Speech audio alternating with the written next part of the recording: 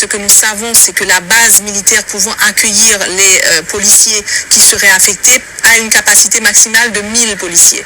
Donc nous savons qu'il y a un seuil qui ne pourrait être dépassé dans le futur immédiat, et nous savons aussi qu'il y a une question évidemment de financement. Aujourd'hui, nous avons les moyens d'accueillir les 600 Kenyans en route, mais nous ne savons pas comment financer un effectif supplémentaire. Madame la ministre, est-ce que vous êtes en train de dire qu'au lieu de 2500 hommes, cette force va donc se limiter à 1000 hommes? D'où la raison du besoin de transitionner cette force à une force de maintien de la paix. Ça a été refusé par le Conseil de sécurité de l'ONU. Il y a un an. Mais la demande sera réitérée au vu des actions et des opérations qui ont été lancées avec cette mission multinationale de support. Alors attendez, parce que j'ai quand même du mal à comprendre. On dit que c'est la solution pour Haïti, et il y aura moins de la moitié des effectifs prévus. Donc vous n'allez pas reprendre le contrôle. C'est impossible. Vous allez perdre cette bataille qui déjà est très difficile. Bonjour et bienvenue en tête-à-tête, l'émission de grandes interviews de France 24. Notre invitée aujourd'hui est la ministre haïtienne des Affaires étrangères, Dominique Dupuis. Merci beaucoup, Madame la ministre. Merci, M. Perelman. Je suis honorée d'être avec vous aujourd'hui. On va commencer par des nouvelles tragiques. Le 3 octobre, dans la ville de Pont-Sondé, au moins 117 personnes ont été tuées, l'un des pires massacres depuis des années. Une attaque attribuée au gang Grand Griffe, et les survivants ont critiqué le manque de réaction des autorités parce que ce gang avait déjà annoncé sur les réseaux sociaux ses intentions. Effectivement, cette nuit a été une nuit tragique où ces hommes, ces femmes, ces enfants innocents ont été lâchement abattus, pour la plupart chez eux. Le gouvernement a immédiatement réagi en dépêchant un convoi d'une dizaine de véhicules armés, les AMRAPs comme on les appelle, et un contingent de 80 forces spécialisées pouvant contrecarrer l'offensive des gangs sur Pont-Sondé. Ça, en soi, était un exploit, sachant que la configuration actuelle de l'étranglement de la zone métropolitaine par les gangs empêche toute circulation vers les axes routiers du nord et du sud. On a pu le réussir parce que grâce au dépêchement d'équipements récemment livrés en Haïti, le convoi a pu être formé avec les 10 véhicules spécialisés, les AMRAPs, qui ont pu arriver à cette localité et répondre à cette situation. Le Premier ministre lui-même s'est rendu sur les lieux par hélicoptère, un hélicoptère dont l'État haïtien vient à peine de faire l'acquisition à travers un partenariat avec Taïwan, et qui lui permettent non seulement de déplacer les autorités, mais le personnel nécessaire pour l'aide, notamment à l'hôpital et les policiers. On a l'impression que chaque fois, vous courez après les gangs. Les gangs contrôlent 80%, c'est ce qu'on dit, de la zone de Port-au-Prince. Les autorités de transition ont promis qu'elles allaient reprendre le contrôle avec l'aide de la force internationale. Quand ? Vous avez tout à fait raison. Pour l'instant, ce que nous voyons, c'est une stratégie réactive au lieu d'une stratégie offensive, parce que nous n'avons tout simplement pas les moyens de nous déplacer de façon beaucoup plus agressive vers les gangs. Nous attendons le déploiement effectif de la force kenyane. À ce stade, nous sommes encore à 400 policiers kenyans déployés. Nous avons 300 policiers qui doivent être déployés d'ici la fin octobre et 300 autres d'ici fin novembre. Un effectif total donc de 1000 policiers kenyans, avec une vingtaine de Jamaïcains et de policiers de Belize, qui vient faire un contingent bien au-delà de l'effectif nécessaire pour pouvoir avoir une présence efficace et effective sur le terrain face à des adversaires que nous découvrons à être extrêmement agiles, bien équipés, créatifs dans leur manière de contrecarrer la présence des forces de l'ordre. Alors, la force multinationale doit comporter normalement 2900 hommes. Est-ce que ça va être le cas et quand ? Alors, les estimations voulaient qu'elle soit à 2500. Aujourd'hui, ce que nous savons, c'est que la base militaire pouvant accueillir les policiers qui seraient affectés a une capacité maximale de 1000 policiers. Donc, nous savons qu'il y a un seuil qui ne pourrait être dépassé dans le futur immédiat. Et nous savons aussi qu'il y a une question, évidemment, de financement. Aujourd'hui, nous avons les moyens d'accueillir les 600 Kenyans en route, mais nous ne savons pas comment financer un effectif supplémentaire. Madame la ministre, est-ce que vous êtes en train de dire qu'au lieu de 2500 hommes, cette force va donc se limiter à 1000 hommes ? D'où la raison du besoin de transitionner cette force à une force de maintien de la paix. Ça a été refusé par le Conseil de sécurité de l'ONU. Il y a un an. Mais la demande sera réitérée au vu des actions et des opérations qui ont été lancées avec cette mission multinationale de support. Alors attendez, parce que j'ai quand même du mal à comprendre. On dit que c'est la solution pour Haïti, et il y aura moins de la moitié des effectifs prévus.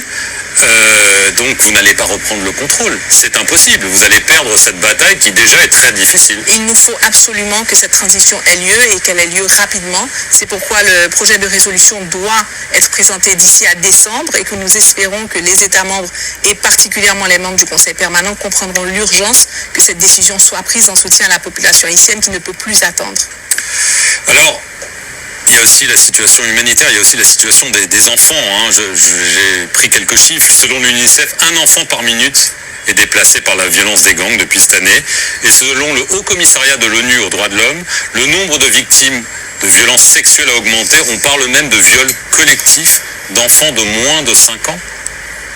C'est vrai tout ça? La situation humanitaire est tragique, 700 000 déplacés internes. Nous savons aujourd'hui qu'environ 30 à 40% des gangs sont des enfants. Nous savons aujourd'hui qu'il faut absolument répondre à des besoins urgents de réinsertion de ces enfants. Nous savons aussi que dans la zone métropolitaine, 70% de l'infrastructure sanitaire ne fonctionne plus, que les personnes ont besoin de soins pour les dialyses, pour la tuberculose, pour le VIH, n'ont plus accès à ces soins depuis plusieurs mois.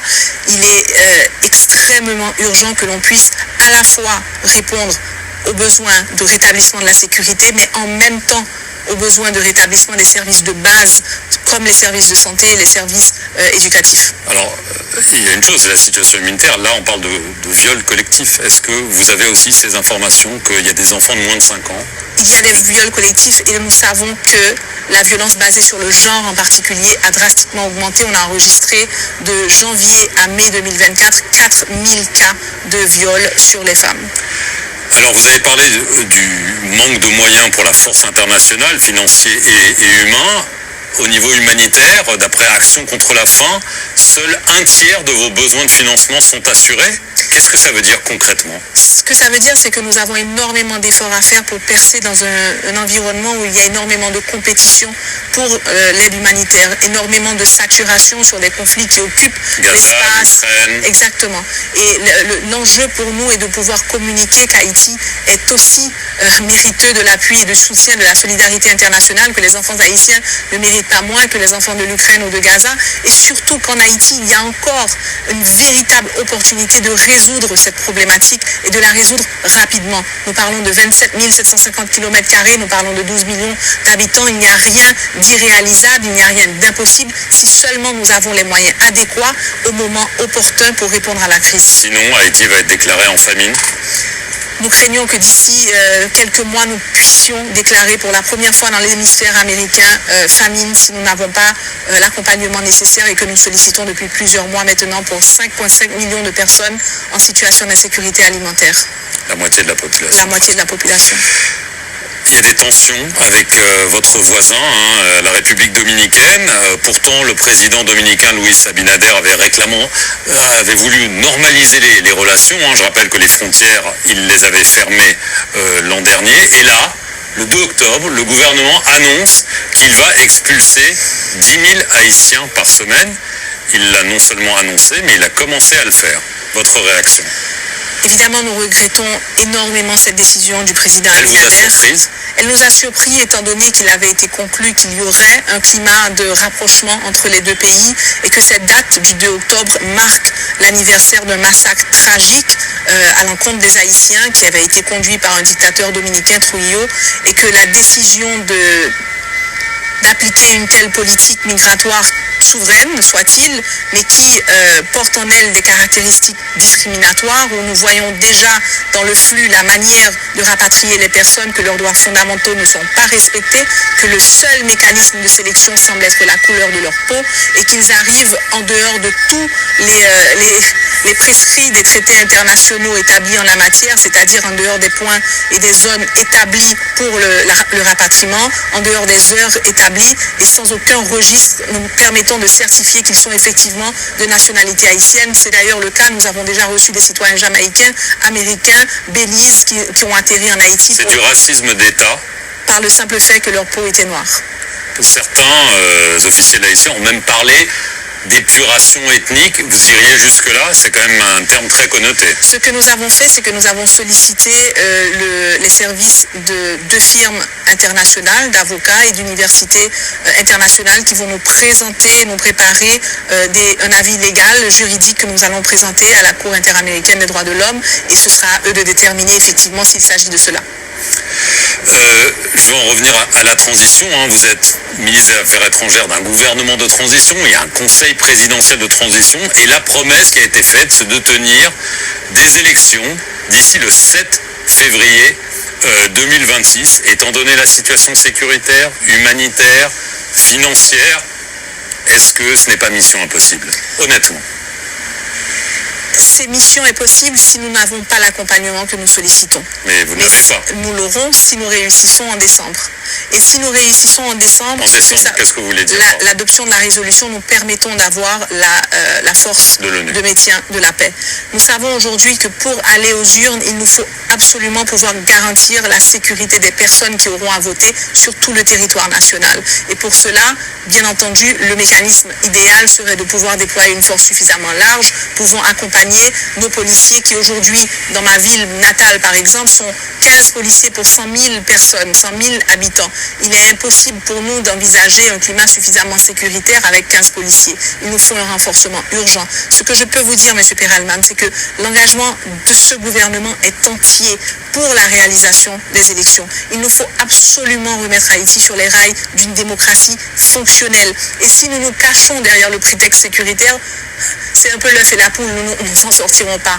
Et donc nous prenons les engagements et je continuerai jusqu'au dernier jour le plaidoyer nécessaire, comme le Premier ministre, comme les autres ministres du gouvernement et comme le Conseil présidentiel de transition, ce plaidoyer pour qu'on ait l'accompagnement à temps et à la hauteur afin de nous permettre de tenir cet engagement que nous avons pris auprès du peuple haïtien et qui est le seul à nous accorder la légitimité nécessaire pour gouverner ce pays le temps de la transition. Mais si jamais vous vous rendez compte que le Conseil de sécurité ne passe pas cette résolution et tout ça, est-ce qu'il ne vaut pas mieux dire, écoutez, la transition durera un peu plus longtemps afin que les élections se passent bien? Il est prématuré de s'aventurer, c'est justement le danger d'une transition, c'est de penser qu'elle peut s'éterniser. Aujourd'hui, on l'a vu ailleurs. On l'a vu ailleurs et on l'a même vu un peu en Haïti avant. L'idée, c'est qu'aujourd'hui, on ait appris les leçons du passé et que notre engagement et notre détermination, elle reste absolument ciblée sur la passation pacifique du pouvoir le 7 février 2026 à des autorités démocratiquement élues. Et moi, je peux vous dire, j'ai hâte. Merci beaucoup Dominique Dupuis d'avoir répondu aux questions de France 24. Et merci à vous d'avoir regardé cette interview sur nos antennes.